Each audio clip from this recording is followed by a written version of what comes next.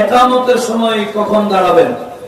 আমার নবীজি হাদিসে পাক ইরশাদ করেছেন, বুখারী শরীফের হাদিস, আমি প্রথম হাদিস নাম্বার, বিশেষ করে প্রথম পৃষ্ঠা 88 নম্বর পৃষ্ঠাতে হাদিসটা রয়েছে, প্রথম খণ্ড। হযরত কাতাদা রাদিয়াল্লাহু তাআলা বয়ান দিচ্ছেন, قال قال رسول الله صلى الله عليه وسلم اذا اقيمت الصلاه فلا تقوموا حتى تروني। নবীজি বলেন ইকামত হোক, তোমরা দাঁড়াবে না। নবীজির আদেশ মানবেন না? মানব। এটা বুখারী শরীফের হাদিস। নবীজি বলেন ইদা উকিমাতিস সালাত ফালা তাকুমু, ইকামত চলো, দাঁড়াবে না। কতক্ষণ? হাত্তা তারাউনি, যতক্ষণ আমাকে দেখবে না। এখানে দুইটা মাসালা, একটা হলো নামাজের জন্য দাঁড়ানো, আরেকটা হলো নবীর জন্য দাঁড়ানো।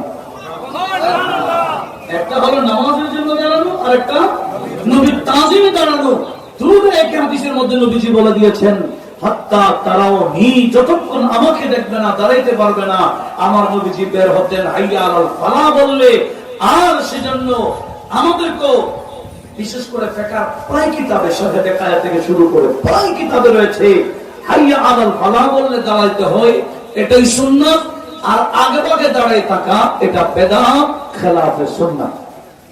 আমি কি বুঝতে পেরেছি? আগে ভাগে দাঁড়ানো কি খেলাফে সুন্নাত, মাকরুহ। আর হাইয়া আলাল ফালাহ বলে দাঁড়ানো এটাই সুন্নাত।